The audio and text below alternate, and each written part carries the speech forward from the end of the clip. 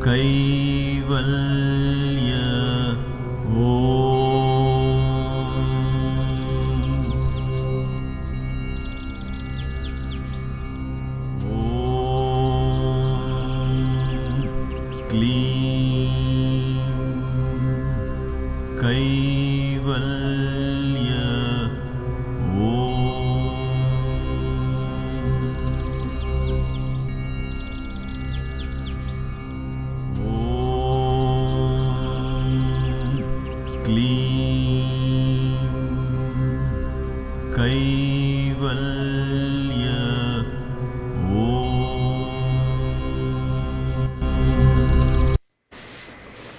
Namaste and welcome to Kaivalya Yoga Gurukulam for another Kaivalya Marga class, the path to Kaivalya or oneness.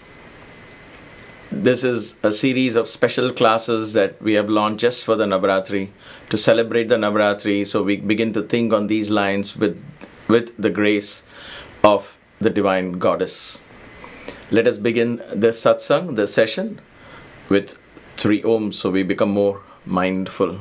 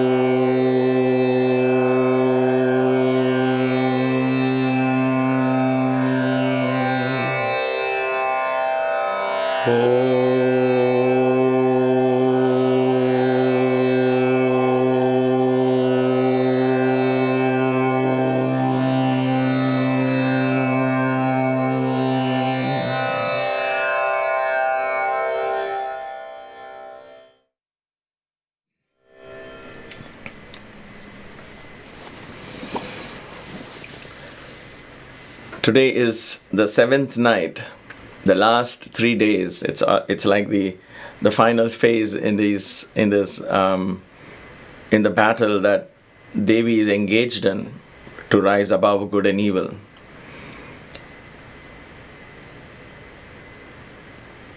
Tonight we will be studying the Vishuddha Chakra. Vishuddha Chakra is another vortex where the consciousness begins to exhibit. You and I experience a different level of reality, a more enriched level of reality. Each of these dimensions reveal to us a different perspective to reality. As I said very early, and I think it was in the Muladhara class, first we begin with understanding the chakras within us. Then when the chakra begins to get activated, your thoughts and words begins to reflect the reality and the teachings and the energy of the chakras, and you see that around you, then you are in the chakra. The light is in you, you are in the light. Then you become one with the energy of the chakra eventually. So that is, you are the light. This is how I've always experienced the path of the kundalini. Not just restricted to very mystical experiences of dreams, visions, and all of that.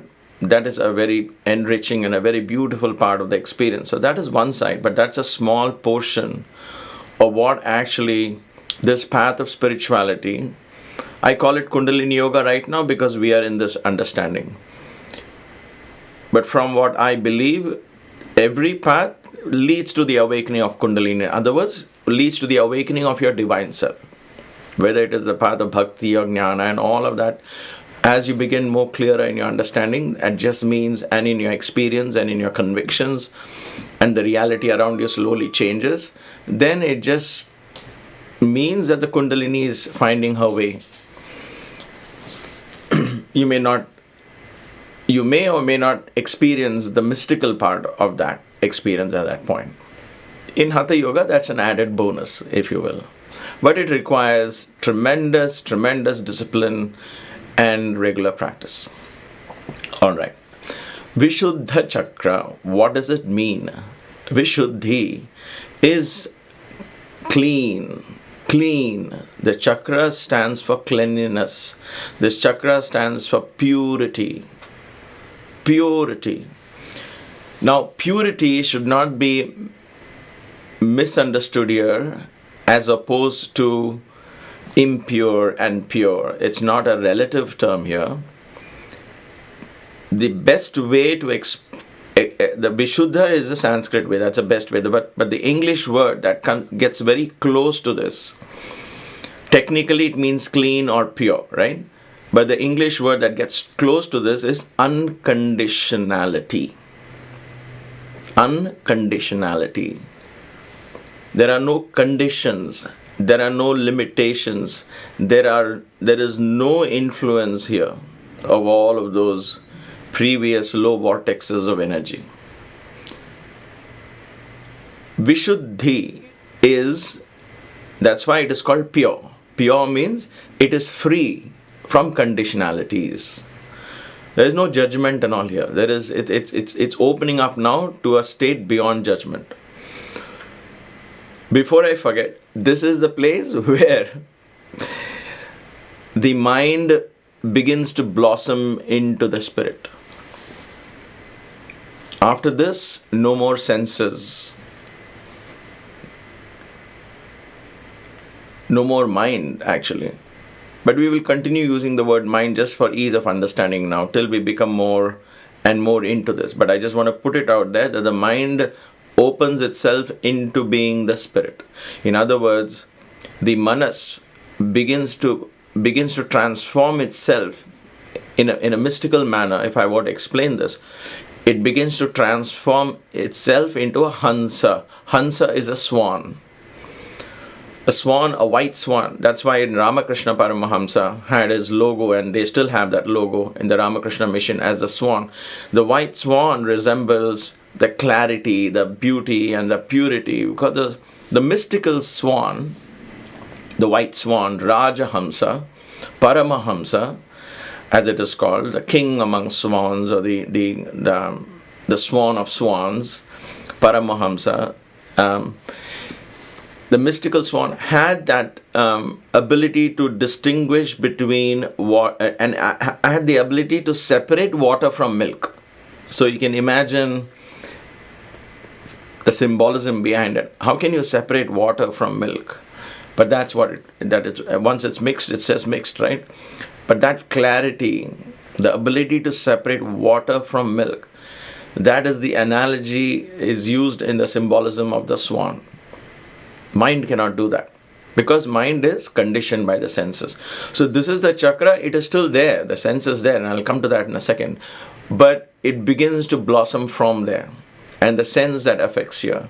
So first of all, very quickly, the space, the element that affects here in this chakra, the element that is represented in this chakra is the lightest of all the elements. And what is that? Space. Space is the element. So earth is the grossest of them all, is the most physical. That was the Mooladhara. Then there is water, which is the Swadhisthana. Then there is a fire element, which is Manipuraka. Then there is the wind element, the air element, the Anahata.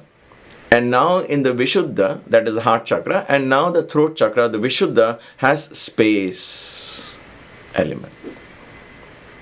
Space element. So, what are the qualities of space? No limitations. We create conditions in space by the other elements, right? If you look into your home, you want to create space, what do? You clean it. So cleaning, in other words, gives you the vision of space. If somebody is coming home and you say, oh my God, this is so cluttered, I need to create more space for guests. What do? You clean.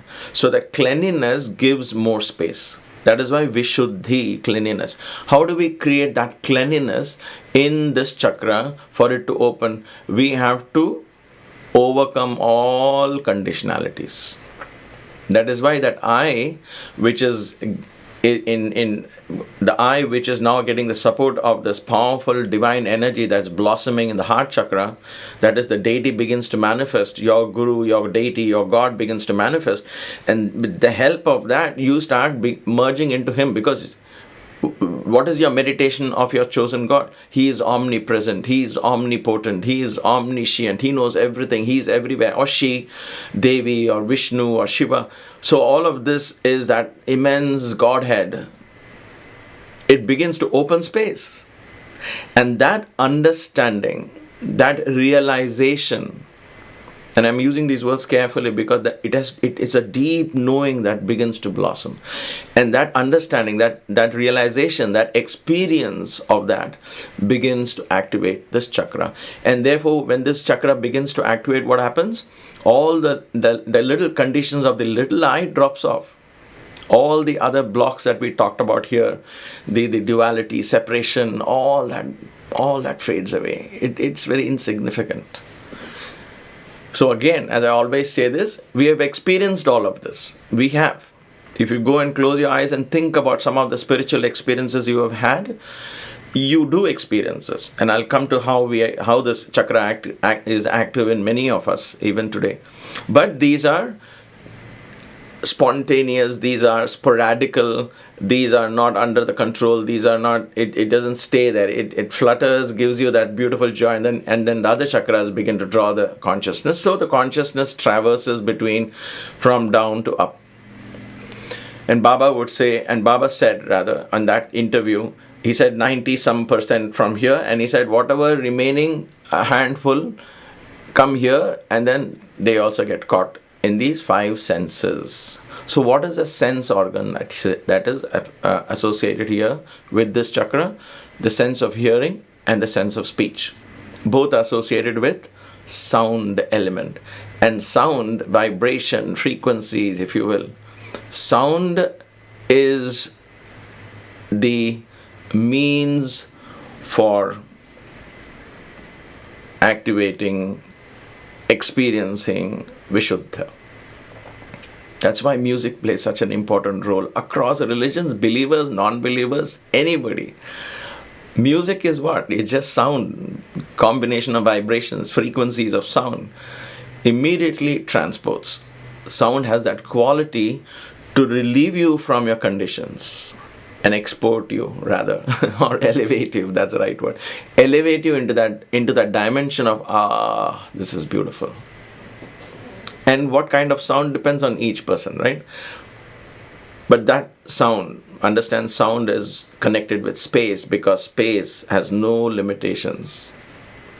We create limitations and we create barriers. We build a house and we say we have a small house or a big house. A small and big is not a reflection of the space, because space is the same. It's a reflection of the barriers that you have built, the walls that you build, and the roof that you put. That makes space appears limited because now you claim this as yours and mine and so on. In spirituality, at this point in chakra, here it begins to open up.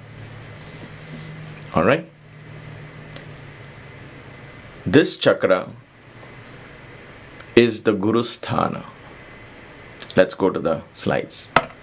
Gurusthana. Gurusthana means the place of the guru. The place of the guru, the guru's place. This is the place of the guru. Baba explained it so clearly. Until then, I had no idea this was the place of the guru. I thought guru was here or in the heart. He said, guru is here. Guru speaks to you. The voice of silence and all that, you have to understand all this. There's so much to meditate on each of this. I open these dimensions of thinking for you, right? I can't spell it out for you. We will learn it slowly, but I don't want you to restrict yourself to what I said. Think about that. What do you mean? Sound. What is sound and then what is silence? Silence is also an element of sound. So think about that. So it is in the depths of silence as the voice of God can be heard. Baba said, this is the gurusthana.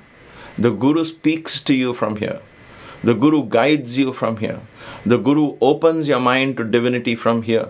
So Guru speaking, Guru Vakyam, then Swami said Sai Mata, Satya Mata, which means Sai's words are the words of truth. So listen and all. He patted me on my head and so on.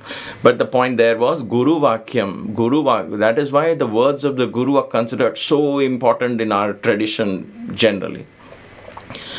Because the Guru's words, if I begin to understand, it clears my space. What is Veda Vakya? What is Vedas telling you? You are God. So if you listen to that sentence, I am, and take that internally and say, I am God, Aham Brahmasmi. What does that do to your space? It suddenly explodes it. Guru Vakya. So this is the gurusthana. Okay? Gurusthana. After that, it became very clear for me, and all my meditation here was on Baba, and as years and as decades go in your meditation, what happens? It's okay to start with your Guru. Perfectly okay, and that's what I did. But then the way I experience it automatically leads. Different deities come and you meditate on them. It just blossoms into different colors. It's like a garden. The divinity begins to open up, and you indulge in those energies as you go on. And I'll explain to that. I'll see if I can do justice in explaining. So let's come back to Vishuddha Chakra. Vishuddha Chakra, the deity is the Guru.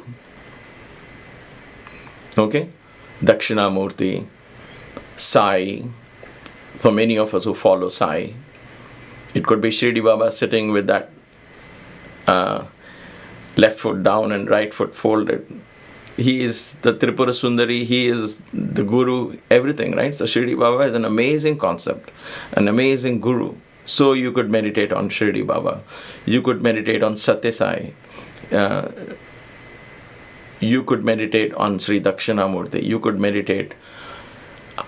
The reason I put Badri Narayan was the experience I had at the temple in Badri Narayan when I went last time, October, around this time. I was there. I had finished my journey by then, but I was perhaps in Kedarnath around this time. I'm not sure. Those videos have to be edited as well. Anyway, the point here is, Badrinath, when I went to the inner sanctum sanctorum, this was my very first trip to Badrinath, the very sight of the temple from far gave me the chills beyond, I was just, suddenly it was like I was levitating on from the ground. Literally, it felt like that. Obviously, I was not physically levitating, but suddenly I felt my body so light and just tears kept flowing. And mind you, I told you, for me, Shiva is just perfect, and this is Narayan. So that's why I said at that point there is no difference there. When divinity speaks to you, then it just flows. There is no difference at all. So this Badri Narayan was an amazing thing just from far out, because the moment I landed that first night, I wanted to go and get a glimpse of that temple, and I did. I'll never forget that glimpse. I have actually recorded that in the video. That's the first picture I took. Anyway, so that was that part. Then the next morning I went into the when I went, it was either the next morning or day after, I'm not sure now. I think it was the next morning. I went in for darshan. That first glimpse, Badri Narayan, he is sitting in lotus pose. He is sitting, it's on a rock, of course, but he is seated in a lotus pose. And all I could see was Baba, my Guru. All I could see, I saw the hair, and I saw Baba sitting in deep meditation. When I say you hear the voice, it's not a voice. You'll say, what language did he speak and all that. It's not the voice that you hear from a friend, a spouse, or a physical guru. It's a vibration, a knowing that translates itself into meaning directly, without the necessity of words, without the necessity of language. It's like, how do you get a download of an idea in a flash? Which language did it come to you? That's all operating of Vishuddha. It just clicks, right? And you know it. The entire plan unfolds sometimes to you, or something clicks with you about a person or something like that, right? And all the other chakras become active because of that opening. So that click that happens is in form of ideas. When the Guru Vani is heard, when you hear that voice, for me the experience is, it comes as a knowing which is unshakable. It just comes. If If it's an idea, it is intuitive in nature. But this was that vision was, and what I heard was, I am now here. I've come back to my meditation pose.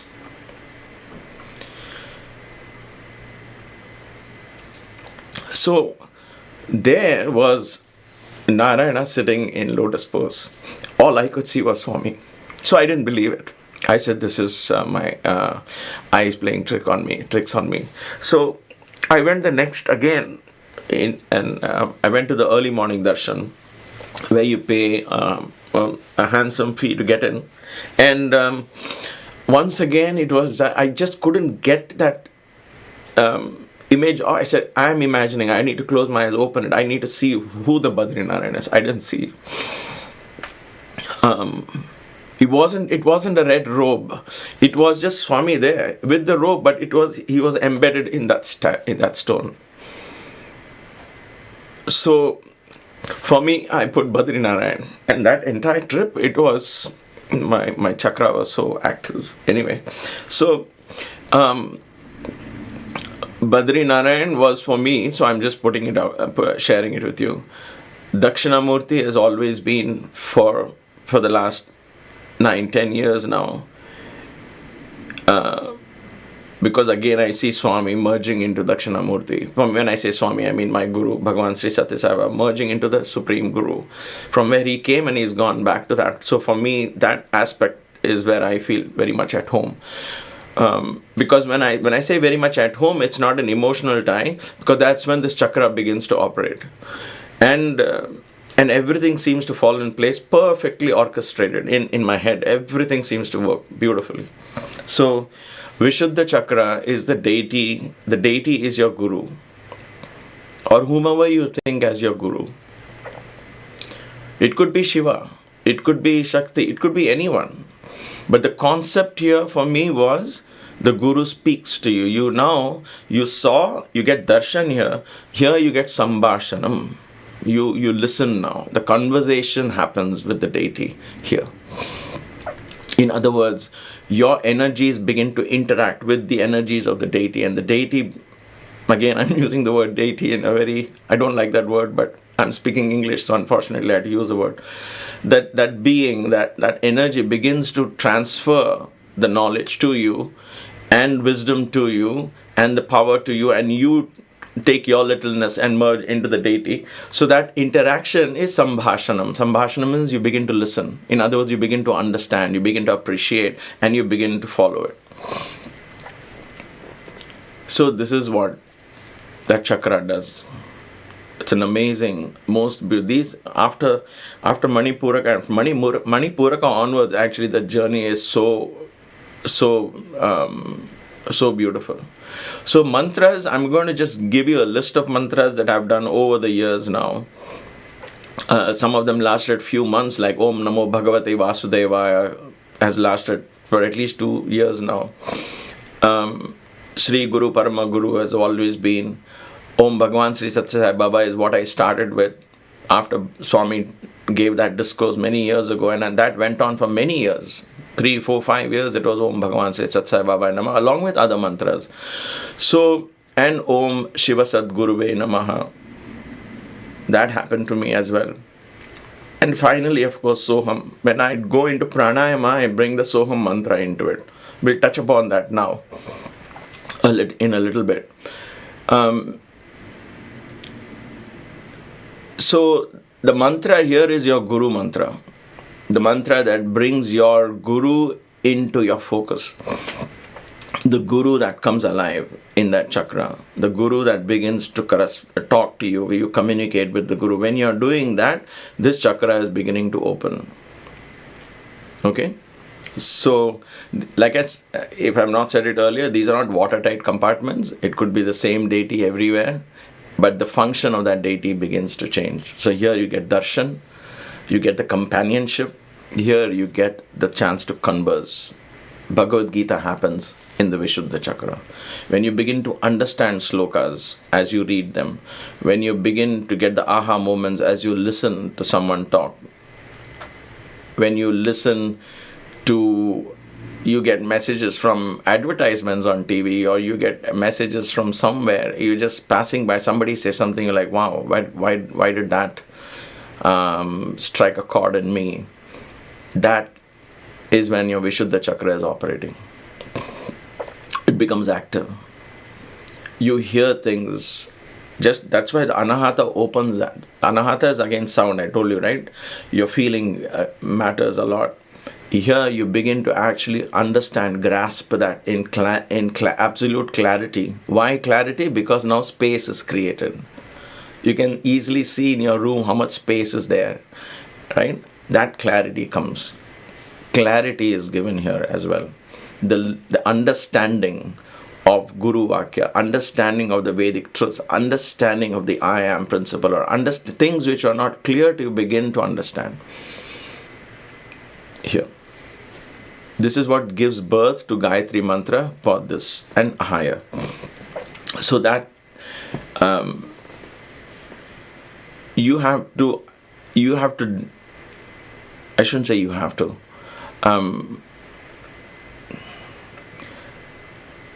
tune into your divine self, which teaches.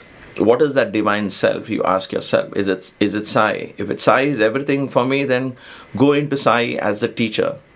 Allow him to speak to you. Don't go there and sit and put your laundry list. It doesn't work like that. That's why I keep saying, don't take your laundry list to the God. Leave it and sit at his feet and listen. His voice and his teachings will clear all the other, not only doubts, it will clear, literally recreate realities, because reality begins in space. Even in the Bible it says the word of God. We talk about the Om being the first thing. From Om comes everything. In other words, first there was vibration in space, and from space, air comes fire, water, earth. Everything happens from here. Creation happens. Here you go beyond that. But here is all those 5 elements begin to come, and the subtlest of element is here.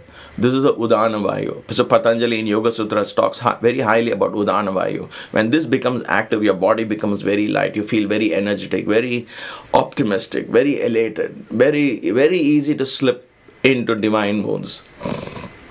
Very effortlessly it happens when the Udana Vayu becomes active.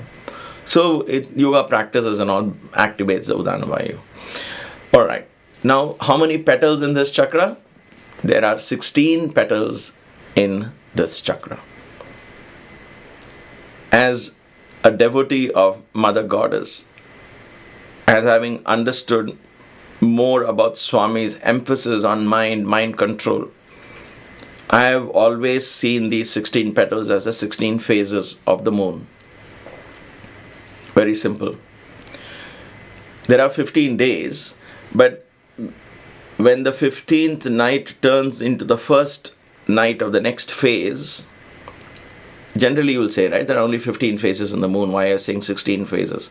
But there is a period called the Sandhya period. There is a point where the 15th has ended and the first is going to begin. Just like day and night, there is a dawn and a dusk. In the phases of the moon cycles, after every 15th day, there will be a 16th phase, and then the first phase starts again. So that's why that phase is very important, that part. If you are awake and at that point and the time fits in our calendar, that's a great time to meditate. Okay? It lasts for about 48 minutes. So there's 16, and that 16th phase is called the first phase. Mahatripura Sundari.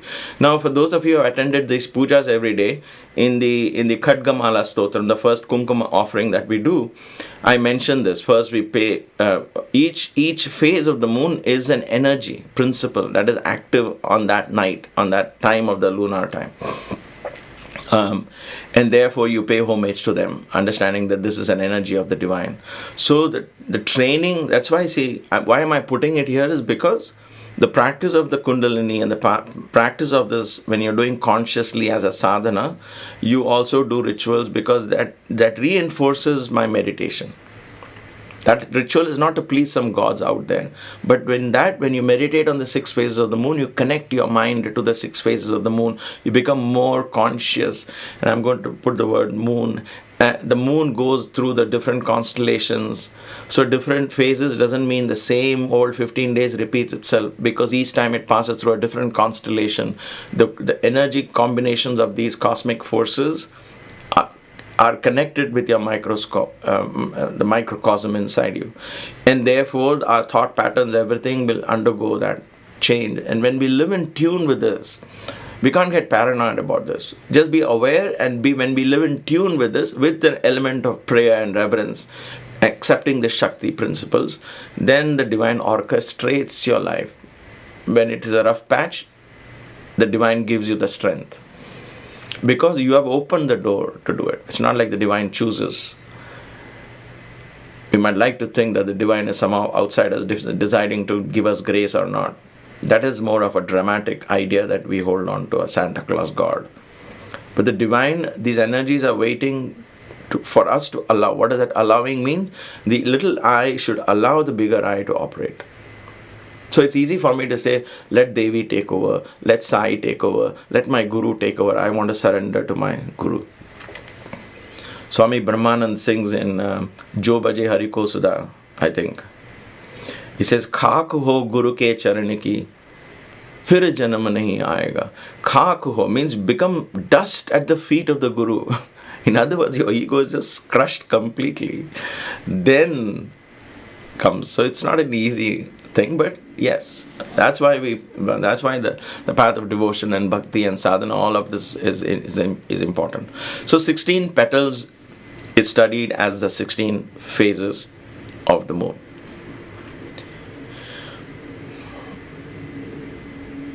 We'll talk about these dimensions and petals again as a summary, but when you understand petals, think of petals as different dimensions, 16 different dimensions of the mind.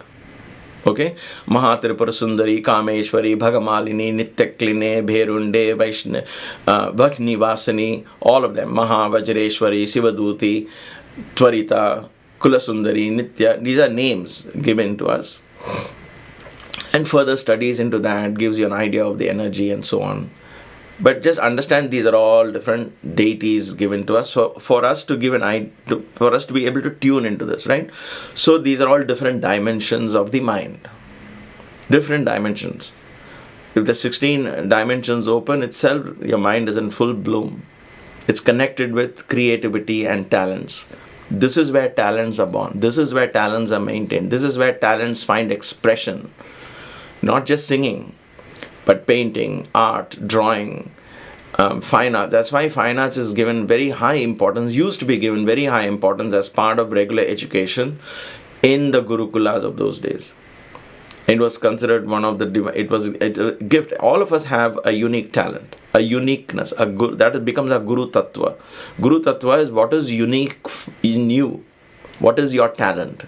It doesn't have to be singing, dancing, painting, not just fine arts alone. Everyone has a talent.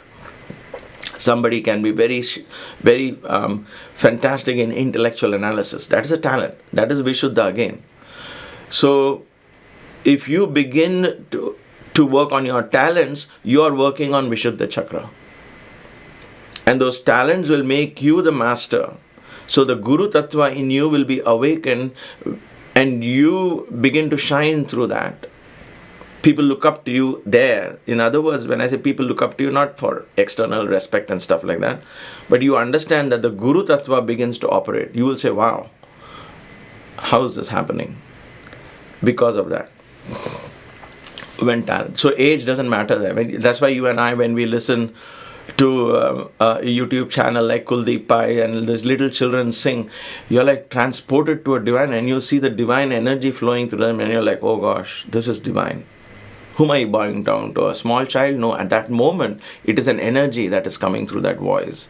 It's a singing talent there. Same thing with painting, same thing with drawing, same thing with anybody exhibiting creativity at its best. And therefore, you and I can, as part of our sadhana, as part of overall lifestyle, or you can push your children to say, challenge them to be more creative, because when they are creative, they are opening the Vishuddha, the space within them enlarges, becomes big. increases, expands. That's the right word I was looking for. The space within their consciousness expands, making room for the I to grow. So they don't feel stifled, they don't feel all the low esteem, and all of those blocks begin to get removed because of that. So the 16 phases of the moon are connected to the talents. That is why all of these are all moon, connected with moon blocks and so on. Because finally this is the moon that opens fully in Sahasrara. So it is a moon. Okay. In order for you, I put this app, I use this app, Drik Panchanga app. I found it's quite useful. I can set any city, any state, and I guess they're pretty well rated as well. Something for you to consider, drikpanchanga.com. You can go and enter your location. Why am I saying this? It's a pretty complicated app if you're not used the Hindu calendar and all. But it'll give you an idea of what tithi it is and so on. For those of you who know, if you don't know anything about it, don't complicate your life. Leave it. We'll study about it as part of Vedic astrology later on. If you have time to do research, you can. But there, the idea is, begin to, yes, it's just a suggestion, of course, begin to live in tune with the Panchanga. Just be aware of where the moon is on any particular time of the day. Where is the moon? Which zodiac sign is the moon in? Which nakshatra constellation is it in? Just know that. That's all. Just know that. Just be aware of that. That will connect you as a first step. That will connect you to the universe. At the back of the mind, you're connected. You're connected to what is happening. And at any given point, the moon changes the zodiac sign in 2.5 days. It goes across 2.5 suns, the star constellations. So it goes pretty fast, and so does our mind. That is reflected in the moon. A lot of enlightenment comes to you when you begin to live in that consciousness. Okay? You will understand the ups and downs. You will understand why certain practices seem to come down certain days, and all of that. Assuming the rest of the lifestyle, in other words, food and generally all those things are well controlled. Okay? Alright. Now to understand the energy of this. I use the word color again. I've just put it there because we understand energy in the form of color. So I've just put the word color there. But it's more of an energy. Like I said, again, Baba said there are no colors. It's only energy. But I have used the word color just so that we get a better idea. It helps us visualize. This is the golden sun. So now the red sun has risen and it becomes gold. Gold is the color of the guru in Indian, in Vedic astrology, and generally for those of us who are in the south and I guess even in the north. Guru's color is gold, golden yellow. This sun, however disappointed you are, however tired you are, however depressed you are, you wake up in the morning, when you sit facing this sun, your face begins to have a golden glow, right? Think of, if not every day, think of that time when you sat with a cup of coffee maybe on your chair and facing the east, and the sun is gently rising and you're seeing the sun, or meditating on a seashore watching the sunrise. This moment has got its own charm, a completely different energy from the red rising sun. That is deep meditation, and the beauty is very different. Here, the energy and the beauty is again very different. Now you can't see the sun. You can't look at the sun, but you can feel the energy. And that energy is so positive, so vibrant, so glowing, so warm, so radiant, so gentle. Nobody does sunbathing or tanning. I don't know what they call it. Sun tanning, sunbathing, whatever. Because I don't do that. On the beach, right? At this time. No. They'll do it when the sun is way up, because that is hot sun. This is that beautiful glow. Almost everyone wants to just sit and enjoy the sunrise, and then after they watch that red sun rising, you just want to sit for some more time, and everybody is generally in a very positive state. A great time to begin to practice yogasanas.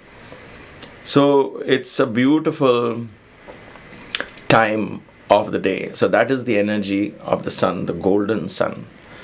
The gold and yellow comes there. Then comes, what is the main obstacles in this chakra? Your lack of interest in creative pursuits. Never tell yourself Because there's no fear here, ego and all that is taken care of here. Now you're becoming one with the divine. The divine is telling you, you are God, let's say, the highest truth that Baba has given us. How can I become creative and begin to imbibe that? So I don't believe there's anybody who doesn't have any creativity in them. I believe everyone has a unique talent. We just have to allow it to come out. What we do, unfortunately, is because of the other chakras, low self-esteem, we begin to compare our experiences and our things with others, and then the I in me, the uniqueness in me is gone completely. Oh, he was so lucky, he had Sai Baba with him or her, and she was so lucky, she had this divine guru guiding. Oh, who am I? I'm lost here. That is the most miserable place you can be. No spirituality can happen if you have such a bad, so low self-esteem. I am being strong here because it's very important for us to understand. Don't do that. Because being in Puttaparthi, I've been there. Being in Puttaparthi, being in Baba's presence, I have caught myself comparing myself with somebody who was a little more closer than I was, who got more chances than me with Baba. I would think, oh, he's so lucky, he's getting more. And then it took me, luckily not very long, to come out of that, snap out of that, because that was a biggest block in spirituality. There's no end to comparison. Then it becomes a habit to compare, and therefore you look for what else now. Oh, I'm really happy. No, I shouldn't be happy because I need to compare with somebody better, and then I'll feel lower. I feel, this is my comfort zone. So that is the biggest obstacle here, is the lack of being creative. And so that the little I keeps pulling you back, saying, I don't have any creativity. Why? Because you look around and say, oh, my mother can sing, I cannot sing. My father can paint, I cannot paint. My uncle was very good in sculpture, and I can't do any of that. Or something like that. Or my sister can do great dance and I can't do dancing at all. But these are not just only paths for creativity. They are expressions and talents, yes. But everyone, like I said, I use the word talent mindfully here because even programming in computer is a talent, and that's creative. How can I be creative? How can I be creative? Explore creativity, which is why Baba allowed us to do everything. You want to dance? Yeah, okay, dance. He didn't say, you have to only meditate or do this, because he knew that when we take our energies to some creative pursuits, then what happens is, the chakras begin to open, and when the space begins to open up, the little I doesn't get stifled, it begins to grow. In other words, you begin to enjoy your creative pursuits. A sense of satisfaction, a sense of confidence, a sense of peace begins to happen automatically. All these are signs of this chakra opening up. Okay? So don't shoot yourself saying, you may not be able to sing like somebody, that's fine. But maybe you can do something else. Maybe you can cook very well, or maybe you can stitch very well. Something, there has to be some talent in you. Discover that. And begin to develop that talent. It may not seem very spiritual, but it is actually. There is nothing outside spiritual domain. So when you begin to develop your talent and you begin to enjoy that, because in those developing of those talent, there's no time there, right? You will sometimes stay awake for hours completing a painting because it just pulls you and you're just engaging. Later on, you will complain of, oh my gosh, I sat for so long, my arms are aching, all of that. But at that moment, you are in that chakra, literally in that chakra. You are now in the chakra. So enjoy that, please. One of the most beautiful ways to open Vishuddha Chakra. Time to contemplate, of course, now. It's the sunrise. A little after that, red becomes gold. So here is a tip I want to give you. Here is a secret. I don't think you would have heard this anywhere before. Don't ask me how and where I got this idea. We will share that some other time. Golden light is the key to open Vishuddha Chakra. Gold energy is the energy of the Guru. Okay? Now I know you're saying, oh gosh, this guy is now talking big budget items like gold. No. I'm talking the energy and the color of gold. So what happens if you want to meditate at, let's say, 3 in the afternoon? Or let's say at 10 in the morning? Because there is no time for that early morning, or you're not able to see that sun at that point. almost throughout the day you can engage in this golden sun, this particular energy of the golden sun. How? He has become white. He's saying it's 10:30, 11 in the morning. How can I do that now? Take home this tip. This is why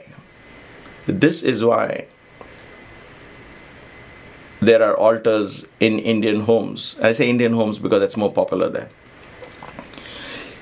This is why there are brass and bronze statues. This is why there are brass lamps, bronze lamps. This is why there is copper on top of a temple tower. Copper, bronze, brass. Okay, bronze being the best, then copper, then brass. When they reflect the sunlight, that is the best light you can engage in. The best light. So if you have a brass lamp in your home, put it against the window. Let the sunlight come, hit the brass lamp. Look at the brass lamp, and that light that reflects back is the energy of the Guru. So now you be creative. This is why light, when it's reflected off your altar, which is full, if you notice in my puja room, there is copper plates, there is brass statues, brass lamps, bronze, Panchaloha statues, and it's just brass and copper and brass. So because as the sun sets in the west, when it hits the puja room and it comes back, the whole room becomes engulfed in a golden color. It is the most amazing experience. That is why anybody who enters, they say, wow, this is so charged, this place. There's no magic happening there. It is that energy, the universal energy of the Guru. So consider, so don't hide brass lamps in and lock it away up. Don't put away brass statues. Allow them to reflect the sunlight into your home. Allow them to reflect the light into your child's home, into your child's room when he's studying. The Guru Tattva will begin to work. Consider that. Be creative there. Because the sun's energy is best absorbed through the reflection of brass, copper and bronze. Now gold, of course, is the best. But who has, if you have a gold lamp, yeah, sure. When you say golden, that's why we say golden. Brass, bronze, copper. Use them in your house. Allow the light to reflect. That reflection of the sun is the same energy that is given at the time of that, just after sunrise, at gold. It's a short period after sunrise, right? Not all of us get to experience that. But you can experience that same energy throughout here. So now you understand, and perhaps not many people in the Hindu traditions themselves understand why they're using so much brass and bronze and copper. But this is why it is. When the sunlight reflects through that onto you, then it automatically opens the Vishuddha Chakra, the Guru Tattva in you. Guru comes into you. The Deity comes into your home through that. Through that energy. Something for you to think about. Try these things. I'm not asking you to buy and believe just because I'm saying it. Try it and see the beauty, the health, the radiance of the sun, the prana from the sun, and all of that is absorbed when it is reflected through brass, copper and bronze, or a combination of these, any of these. But allow that to reflect and hit your eyes. So you look at the idol. How is the idol lit? The idol is lit by light from the sun. And if you can meditate on that, then it's just fascinating. Something for you to think about. Vishuddha Chakra is opened that way. Asanas and mudra practice, you have here, it is just meditation. From now onwards, it's all meditation. So meditative seated postures help. Padmasana, lotus pose, Siddhasana, Vajrasana, learning to sit, opening up the hips. So the opening of the hip in the Muladhara helps for us to sit longer now. So even in a physical sense, it all makes sense. We'll try and put them together at some point. But just all these are just to open ideas for you. Jalandhara Bandha.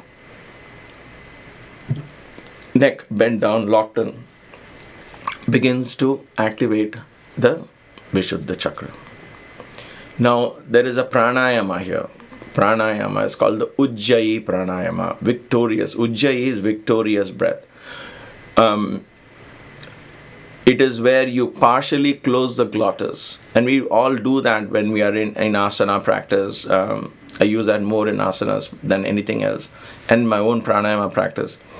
Where the partial closing of the glottis opens it. So you create a sound as you breathe in.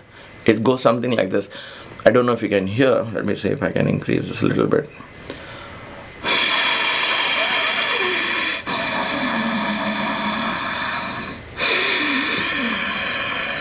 It's like doing, and then just close your mouth and then allow the sound to continue escaping.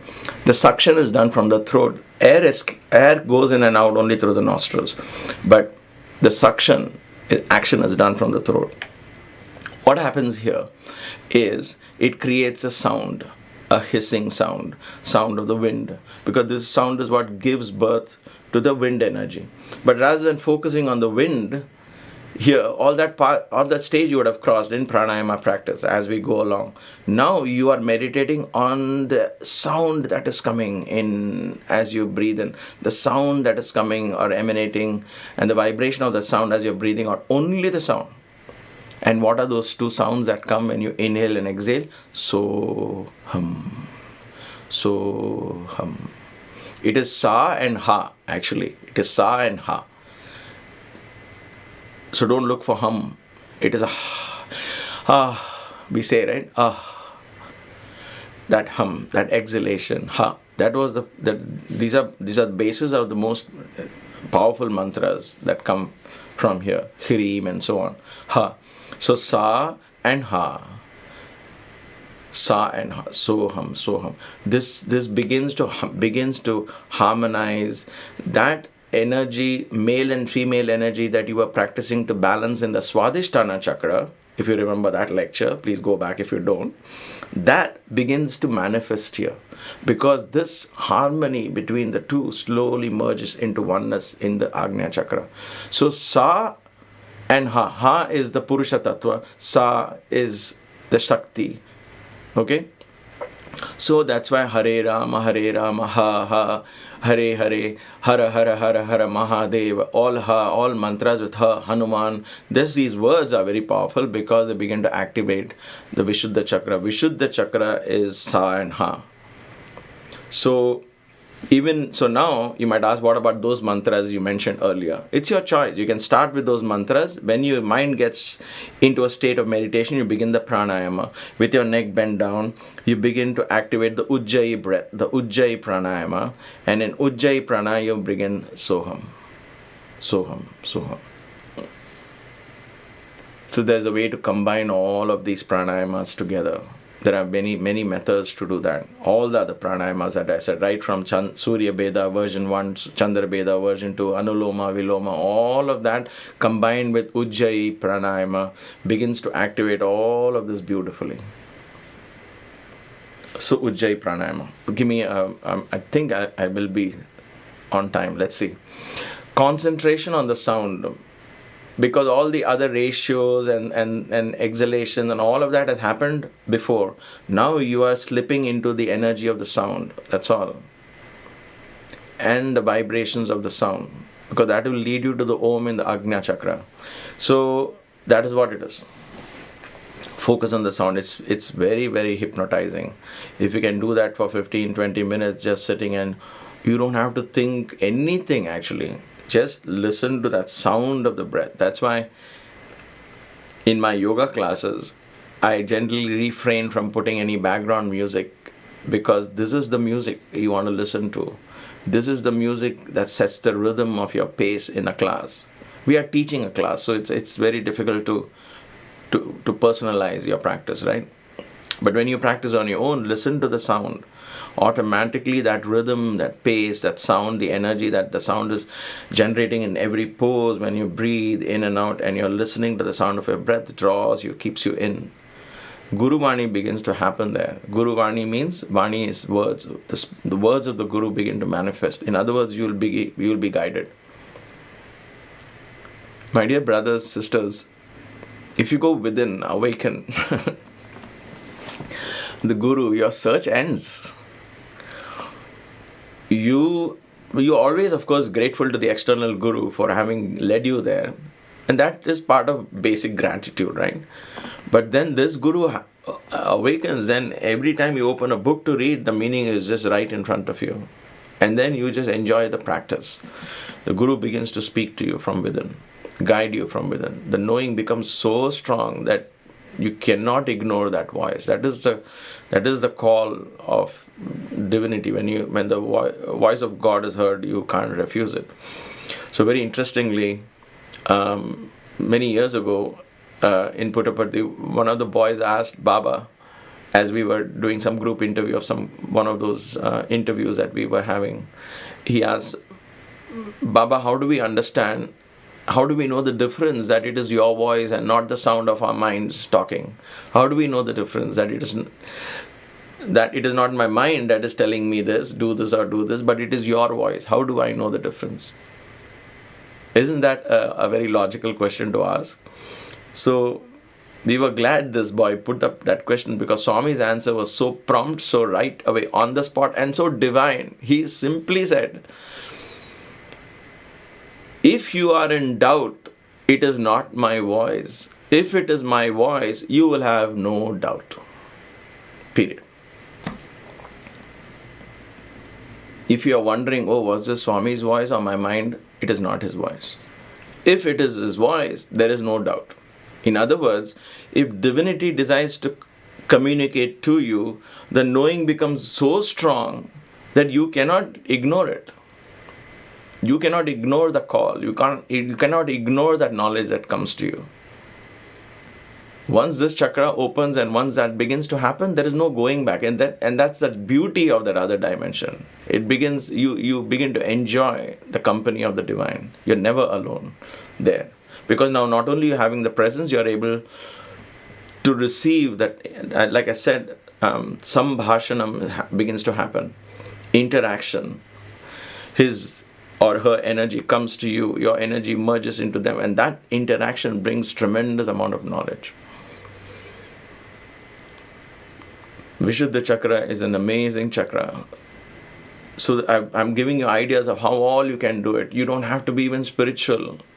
Engage in talents and your Vishuddha Chakra is operating. You may not know it. So you might say, what about these actors who are so talented and all that?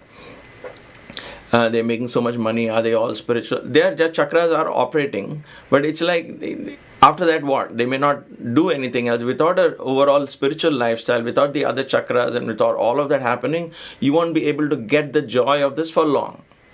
So that's why even the most celebrated actors, whether it's Hollywood, Bollywood, Tollywood, whatever that is, even with all of them, with all the money and name and fame, what happens? They end up in a depression or they do some crazy things just to keep up that attention going because they don't know what else to do, right? It's a misuse of that energy because they don't know how to channel the energy. But when you take that energy and go into what Tyagaraja did, Saint Tyagaraja did, what Saint Kabir did, look at the saints, how they transmuted that talent within them and turned it towards divinity.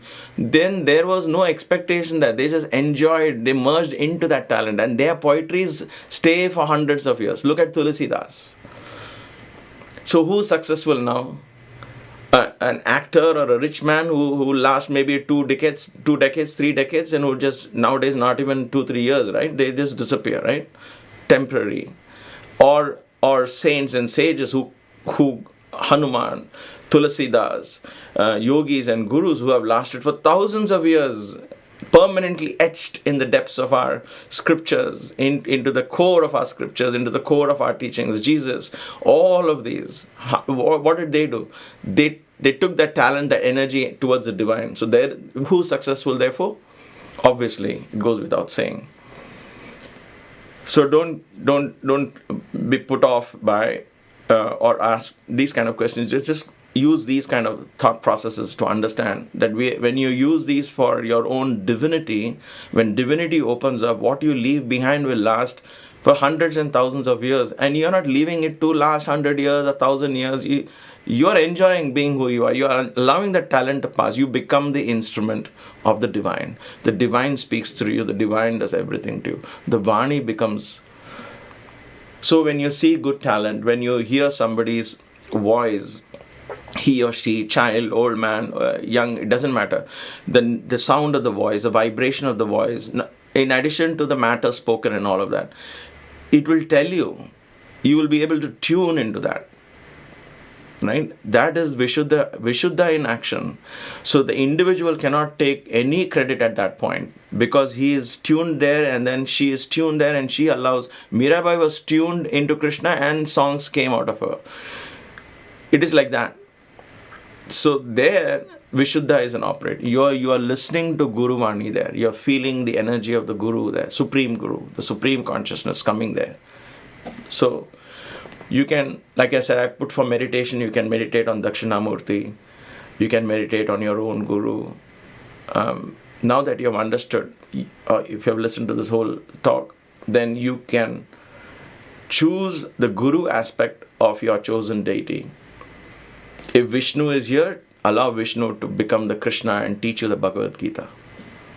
So it's like that. Let the incarnations speak, the teachings manifest here. The teachings manifest here. So japa practice. Now you begin to verbally repeat. So the practice has slowly matured into verbal repetition. Of course, along with clear visualization, the clarity becomes even more clear. Now that you're conversing with the deity, the clarity becomes even more clearer in your meditations, in your japa practice. Okay? So let's end here, because there's a lot. Chanting Vedic mantras, learning new languages, especially Sanskrit language. And I'm not saying because I'm a Hindu. I'm saying this because it's one of the oldest languages. If you could learn Tamil, that will be great too.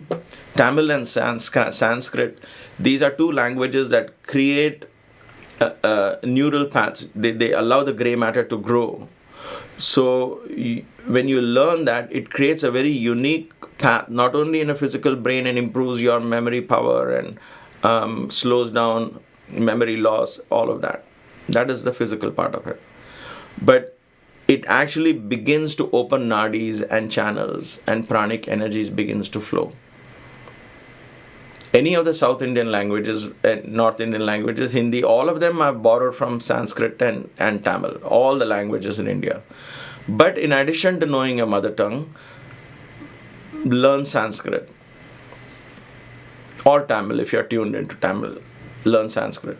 Because when you draw with hand, not an app, but you can use a pen and an iPad, if you will, and draw, but you draw the letters, practice drawing the letters, controlling the curves and where the dot comes and all of that. It begins to create neural paths and actually help you in your spiritual practice.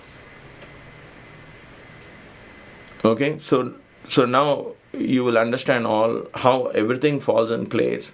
The idea of rituals and bronze statues, brass statues. Why would they take only brass statues? In South India, there is a tradition, and I'll end with this. South India, there's a tradition where they take the gods around the villages, around the village, around the temple, so that everybody can see. Let's say God is visiting, this deity is visiting your home. And so everybody offers, if you're from South India, you'll know that this is a common practice. But which is the deity that's taken? Why not a stone deity that's taken? It's brass or bronze. Panchaloha, usually the olden antiques are all Panchaloha. Panchaloha has 5 metals put in. So because at that point when they take during the day, the sunlight reflects and the Guru Tattva in people will awaken. So there's a lot to learn. Again, each one of these have many layers and hidden methods, techniques. Don't get bogged down by how many times, when, what, and how. Those will fall in place. Okay, playfully engage in these. Begin to engage in these thoughts. Entertain such thoughts, and begin to practice. Take baby steps and start practicing. Slowly, things will fall in place, become more and more clearer. May the divine Guru guide us. Allow us to open our hearts more fully. Let us make room, open up the space for the divine to come. Make room in our hearts to listen to His voice. And may that voice reflect itself through our thoughts, through the words. And may that voice, that divine voice, inspire our actions. It is with this deep prayer that I bring the satsang to a close. Let us end with one Om and three Shantis.